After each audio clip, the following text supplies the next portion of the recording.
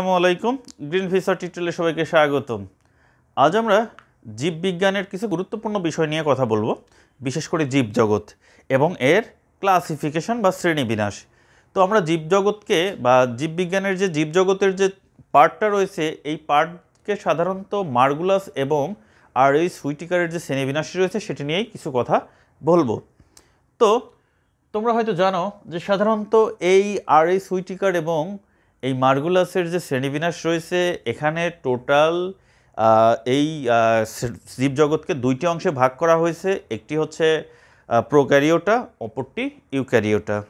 তো প্রোক্যারিওটার একটি রাজ্য রয়েছে যেটাকে সাধারণত আমরা বলতেছি মনেরা, আর বাদবাকি যে চারটি অংশ রয়েছে বিশেষ করে ইউক্যারিওটাতে রয়েছে প্রোটিস্টা, প্লান্টি, ফানজাই এবং অ্যানিমেলিয়া। টোটাল এই পাঁচটি রাজ্য।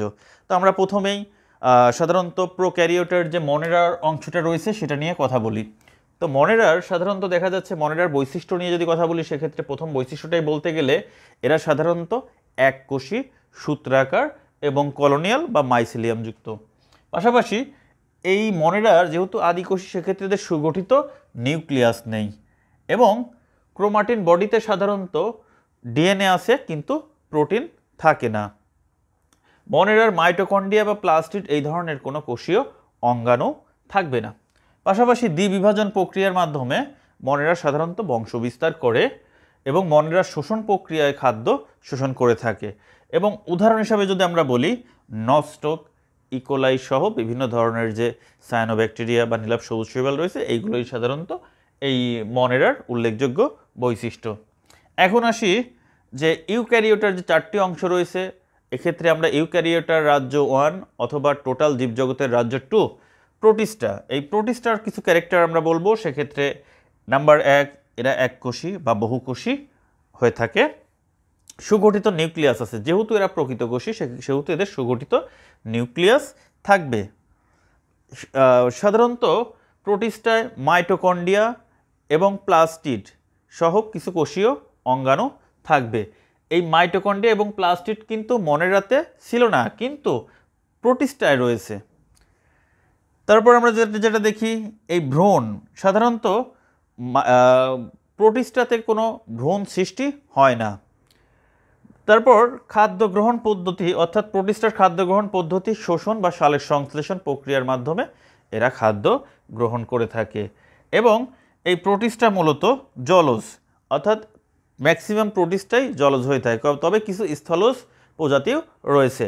উদাহরণ হিসাবে আমরা বলতে পারি অ্যামিবা। এখন আমরা যাব ফানজাইয়ের কিছু ক্যারেক্টার আমরা দেখে নেই। প্রথমেই দেখি অধিকাংশ ফানজাই বহুকোষী এবং এরা সাধারণত পরজীবী এবং মৃতজীবী উভয় বৈশিষ্ট্যই এদের মধ্যে লক্ষণীয়। তো আমরা যদি এখন দেখি যে এদের সাধারণত যে কোষ প্রাচীরটা থাকে, বিশেষ করে এদের বডিটা কাইটিন নির্মিত কোষ প্রাচীর দ্বারা আবৃত, অর্থাৎ ফানজাইয়ের যে কোষ প্রাচীরটা থাকে সেটা কাইটিন নির্মিত এবং এই ফানজাইয়ের সাধারণত সুগঠিত নিউক্লিয়াসও থাকবে।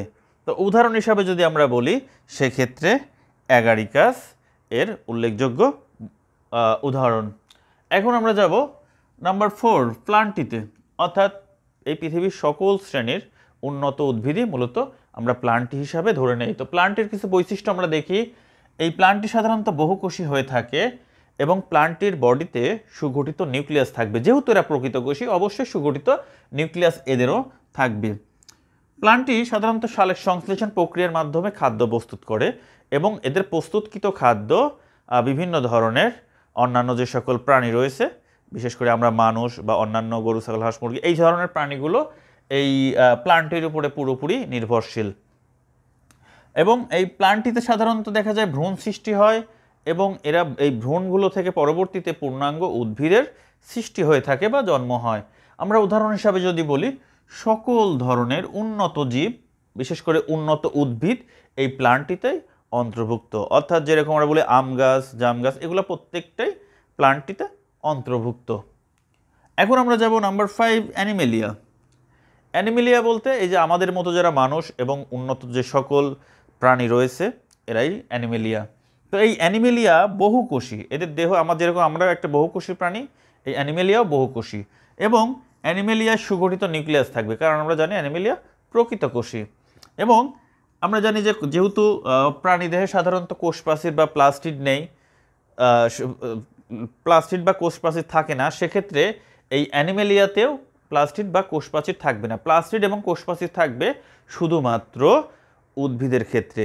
কিন্তু আমরা এটা জানি যে অ্যানিমেলিয়াতে থাকে কি কোষ ঝিল্লি, কোষ প্রাচীর অ্যানিমেলিয়াতে থাকে না। কোষ প্রাচীরের পরিবর্তে কোষ ঝিল্লি উপস্থিত থাকে। অ্যানিমেলিয়া সাধারণত যৌন প্রজননের মাধ্যমে এদের বংশ বিস্তার ঘটিয়ে থাকে, অর্থাৎ বংশ বিস্তারের মূল পদ্ধতি এক্ষেত্রে যৌন প্রজননের মাধ্যমে এরা এদের প্রজনন বিস্তার বা এদের সাধারণত বংশ বিস্তার করে থাকে। উদাহরণ হিসাবে যদি আমরা বলি হোমো স্যাপিয়েন্স, প্যান্থেরা টিগ্রিস, এগুলো প্রত্যেকটাই অ্যানিমেলিয়া অন্তর্ভুক্ত। তো আমরা এই জীবজগৎকে যে ভাগগুলো করলাম আশা করি খুব সহজভাবে বুঝাইতে পেরেছি। তো আজ এ পর্যন্তই।